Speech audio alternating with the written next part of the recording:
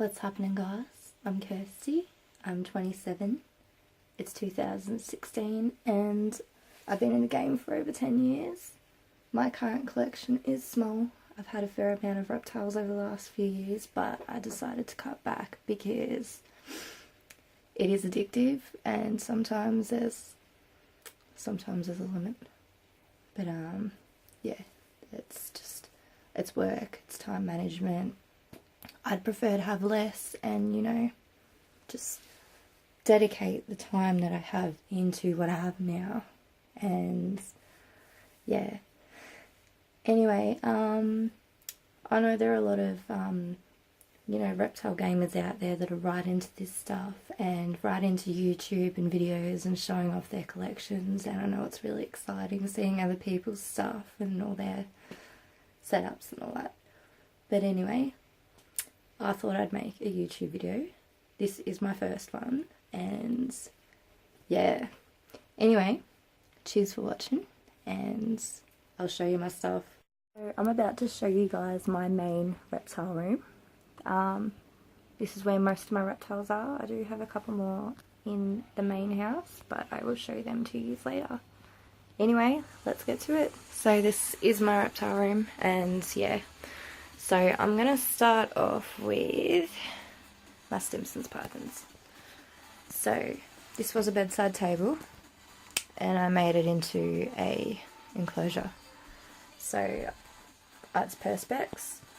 I've done wood burning on the sides of it. Yeah, it looks pretty sick. And some bamboo. I just wanted to be different. And I've done a little background. Actually, I've done the whole background. But anyway, yeah, I used expander foam and sealed it, and I've done some painting and stuff, and I had the heater running on it for a good week. So, and it was all, you know, low toxic chemicals or paint, whatever it was. But yeah, so these are my Stimson's pythons, and who's this one? This one is Harmony. Harmony is my girl, and then I have Soul. And there's Soul. These guys are actually very cute and very friendly. But yeah, I'm waiting for them to drop a clutch of eggs. Hopefully that will happen. They have dropped a clutch before, but just not through me, and I've only had these guys a couple of years and they're fully grown. And yeah. And then I have, this was a possum enclosure. I built this myself also. This was, I done the frame and yeah, put the mesh and stuff on. And then I done little ladders and a little swinging rope tie thing with a hoop and pouch for my baby Ringy. But yeah, and that's licensed, but I don't have her anymore. Yeah, so I'm going to try and look around for another one. And then I've got my Exoterra. Obviously this is an Exoterra enclosure with nothing in it, but you know, I'm right into all these logs and stuff. I like making my tanks. I don't know, I'm right into the whole display thing. And if you're keeping them clean properly, you don't have a problem with it. You just got to keep spraying with F10 products and just do it properly. And this is one of my 4x2s. And let's see if we can guess what's in here. Soldier. Soldier. Come on. Soldier. You're going to be stubborn. You're going to be stubborn right now, aren't you? Come on. Where's the camera going, baby? Look.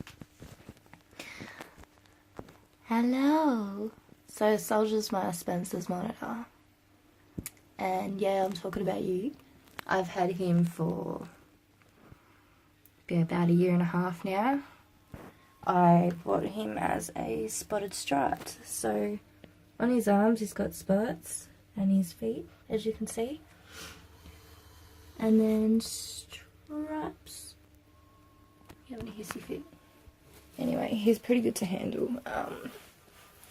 Yeah, aren't you? And yeah, he's one of my pride and joys. Actually, they all are, but anyway. Yeah, he's harness training, but I'll show you other videos of him later. And this whole room is reptile proof, so I don't care if they get out, as long as they're not all out together, it's all good. So in this enclosure is a 5x3, all these ones here, and I've got one out in the garage, 5x3, all custom done.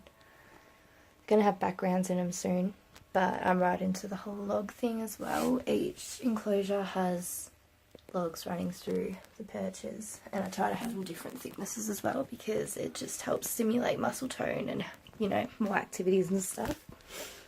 What are you doing, Della?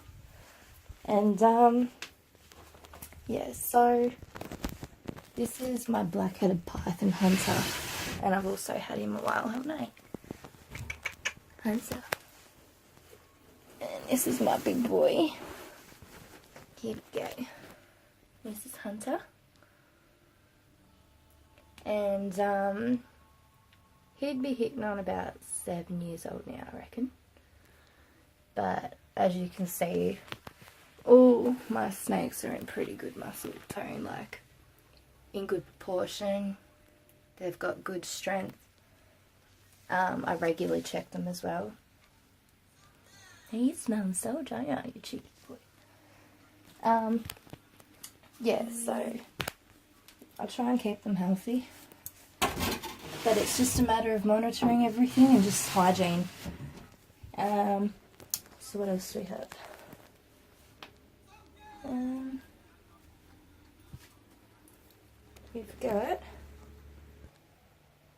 We've got, this is my Bradlow carpet. This is Major, and being all staunch. Major is also about 7 years old, and he's in pretty good condition to himself, aren't you, baby? Yeah, man. Where are you? Show yourself. Good boy. But anyway, yeah. So, also I'm really onto these big water bowls. I love them. I've had a lot of pairs over the last few years, so housing a lot of snakes together, it's like, well, little water bowls aren't really going to do much. I can get 2 large pythons in one of these water bowls, and they're reptipeds, and they can fully submerge. It's also good for balancing out, so they can get in there and soak if they're shedding and stuff. But I also, with my water bowls, if I'm cleaning them, I'm doing them separate, so I know whose tank I got it out of. And as I'm cleaning the water bowl, I check to make sure there's no mites in there as well, because it's another little system just to keep an eye on it. But I'm also regularly spraying every now and then, just making sure that you're keeping on top of everything. Now in here, I have, so darling, that was a bit aggressive, wasn't it? This is Vera. No, it's not. That's Tag. Tag is, yeah, he's a sweetie. Look at that pose. He's ready to go in. He's called Tag for a reason, because he's probably one of my fastest striking snakes. Doesn't matter how much I handle him, he loves it. But yeah. So these are my 2 Vicks. Also up here I have, in this end, I have, up here is another Vic, and that is Vera. Here you are. And there's my 2 boys, and they're only a few years old. But I also have a Super Strike Coastal in here somewhere. She's probably hiding. Hold on, let me see if I can find her. So, I found Miguel. She was hiding in the log. And this is Willow. And, yeah, Willow is my super striped coastal. And she is a few years old. And obviously she's only a pupper. But yeah, so the enclosure out in the garage that I've still got to do upstairs. And I'm hoping that she'll get big because her parents got pretty big, and they were at the Reptile Expo in Melbourne. I think it was about 12 foot, pretty thick as well. So I'm really hoping it will get that big. Before I go, I thought I would let you know what I'm actually running in my tanks.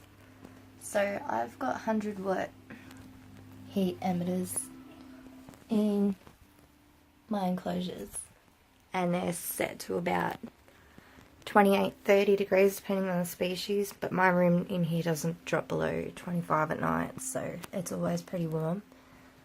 And I'm not big on standard globes or anything because they blow easy, and I haven't found a brand yet that hasn't. Look, I've had these emitters for probably 2 or 3 years running. Touch wood, they're still going.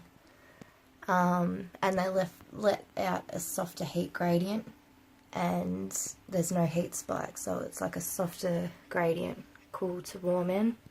Their basking spots are around the 28 to 30 degrees, and I've got all the cages around them, as you can see, because I'm right into that. I've seen too many people not do it, and I'm not letting my snakes get burnt or crush globes or anything. I like to have it all pretty safe. And yeah, also I've got my F10 made up, and I have this solution I made that's vinegar and water, and it's pretty ideal for pairing up snakes. Like, I'm going to feed these snakes and then I'm going to put them back in the enclosure. They're going to have a rat stain on them. Now, I've been doing this a few years now, maybe about 7 or 8 years. I actually spray my snakes with a little bit of water and vinegar, like I'm talking like a little bit of vinegar made up into a bottle of water. And touch wood, I haven't had a problem with anyone attacking each other, and that's straight out from having to feed straight back into the enclosure. And yeah, look, some people agree, some people don't. It's one of my methods. I've been doing it and I haven't had a problem with it. But yeah, I thought I'd share that with you. The thing, I have some assorted hooks which are really good for different sized pythons, and it's always handy to have a couple of different sizes on you. I've got my temperature gun so I can hit basking spots and get accurate readings and get readings of my snake's temperatures and all that jazz. These are actually handy to have, these tools. If you use them correctly and open up your snake's mouths, you can actually examine a fair bit and make sure everything's, you know, everything's good and there's no bacteria infections or no mucus or anything, just keeping it clean. Because if you don't know, you know, you could have some sort of an infection and it might be too late to get to the vet. Also, these are all rubber grip, these tongs, and I would rather my snake be smashing on rubber than metal. You get broken teeth and you can hear them breaking when they hit them, and yeah, that's also can cause a mouth infection, so you just want to safeguard everything. And one of these, just to keep a rating on everything. But yeah, anyway guys, thank you for watching, and this is my YouTube video, and yeah, might throw on another one. See yous.